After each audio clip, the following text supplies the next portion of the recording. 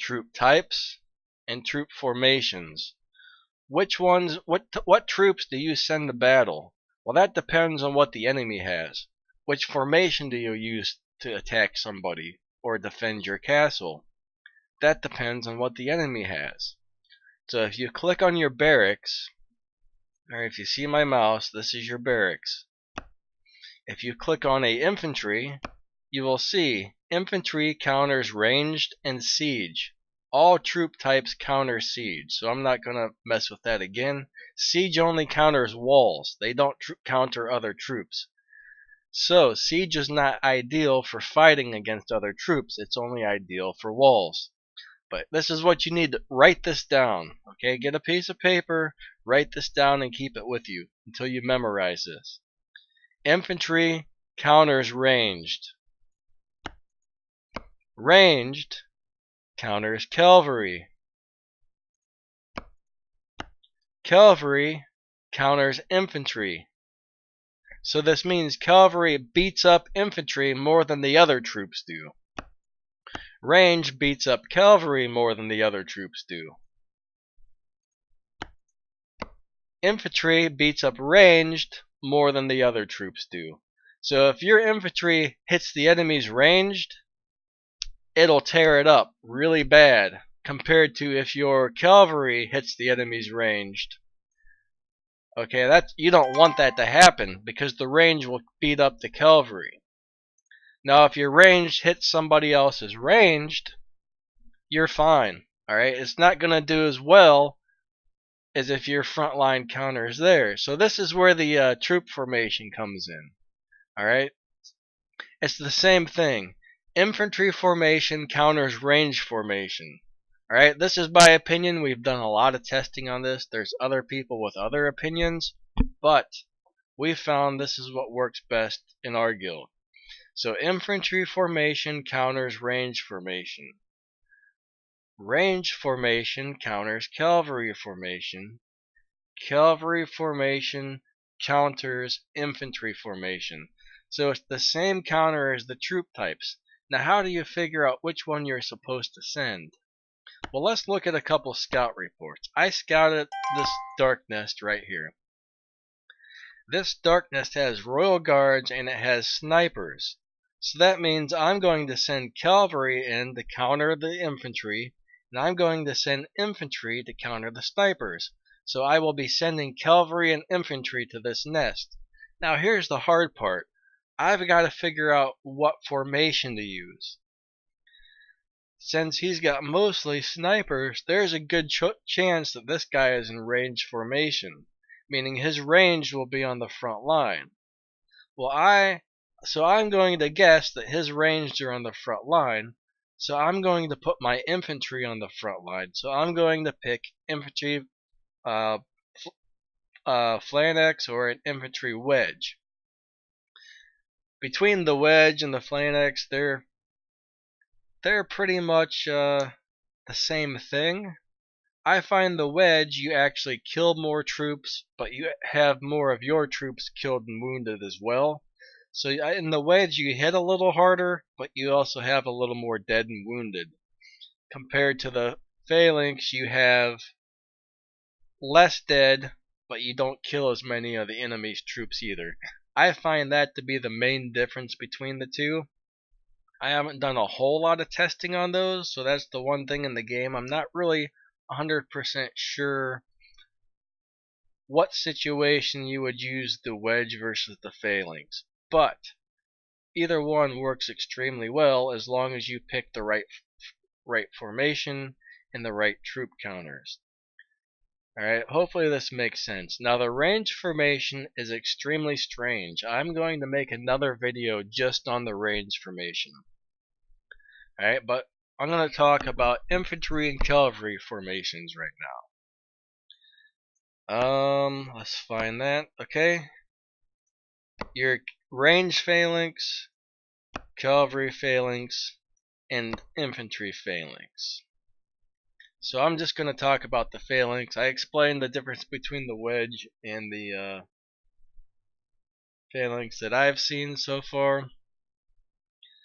But if you're an infantry phalanx, Your infantry is on the front line, your cavalry is behind it, your ranged is in the back, and then your siege is all the way in the rear.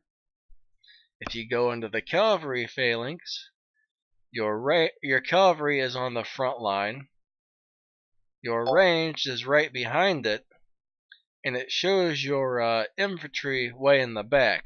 But the infantry will come past the range, and the range will end up in the rear. Let's just run the drill and watch this. Okay, this is what actually happens. So your cavalry's in the front.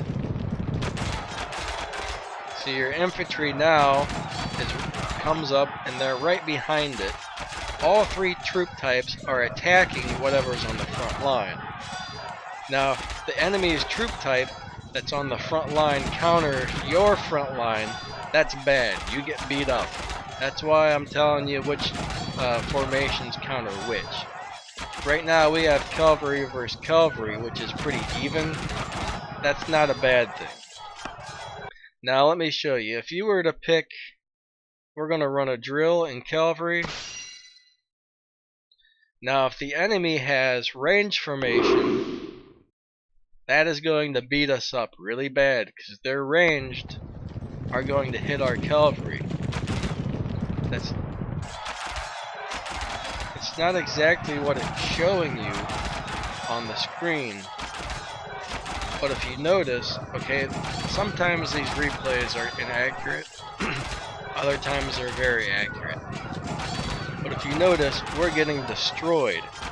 Their morale is at 88%, and we're at 38%.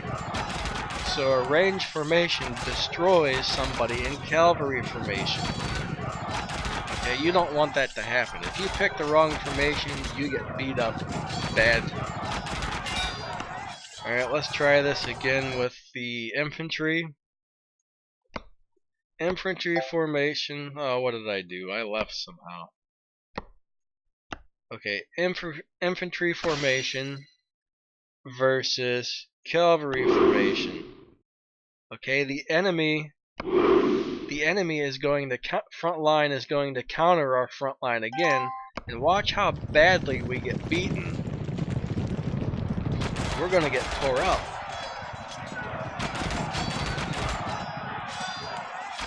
As you'll see, our morale is going down faster there, a lot faster than theirs. So you got to make sure you pick the right formation so you don't get your butt kicked. Let's leave, and now I'll show you. If I pick cavalry formation, which is my favorite, 90% of the time I end up in cavalry formation, and I did it again. Cavalry formation versus infantry formation. Alright, so if the enemy's infantry is on the front line and our cavalry is on the front line, we will destroy them quick. Now watch their morale. Theirs is going down very fast now.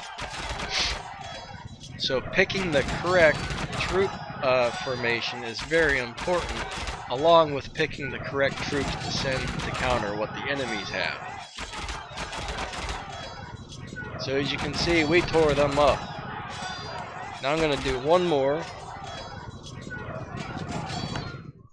Now if we are in cavalry formation and the enemy is in cavalry formation, this is pretty even. But the unfortunate thing, for some reason, the person defending always has the slight advantage when you hit infantry versus infantry. As you'll notice, we're losing by a small margin. So, but as long as you have better research, whatever, than the person you're attacking, or if you have more cavalry, that doesn't matter. Usually if I use the same formation as the enemy does, I usually win anyways, but not always.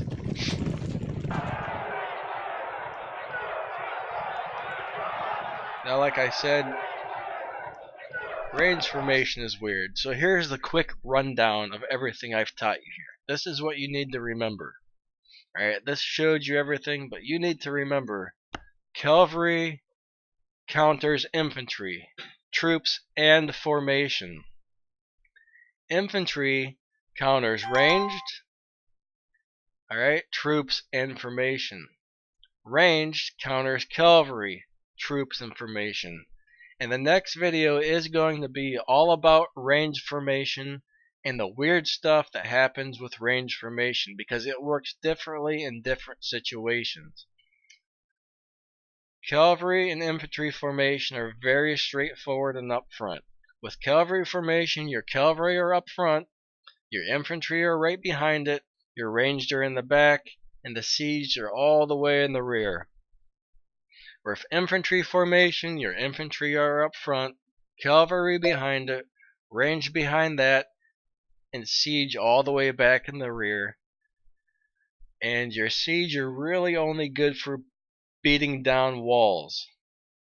Alright, so you need to have all three troop types, infantry, cavalry, and range, because if you're attacking somebody, you want to make sure you have the troop types that counters the enemies.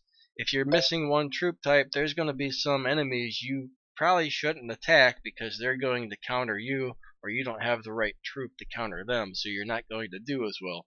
It's very crucial to have all three troop types. Alright, I'll get into also for defending, you want to have all three troop types because it's much harder for an enemy to win when you have all three. If you only have two troop types, the enemy can counter you easily. If you only have one troop type, the enemy can counter you easily. So you want to have all three to make it harder for the enemy to win when they attack your castle. Alright, I hope this makes sense. This is kind of a long video again, but this should explain everything in depth. And the next video is going to be on the ranged and the weird stuff that goes on with ranged. So you really got to be careful how you use your range formation.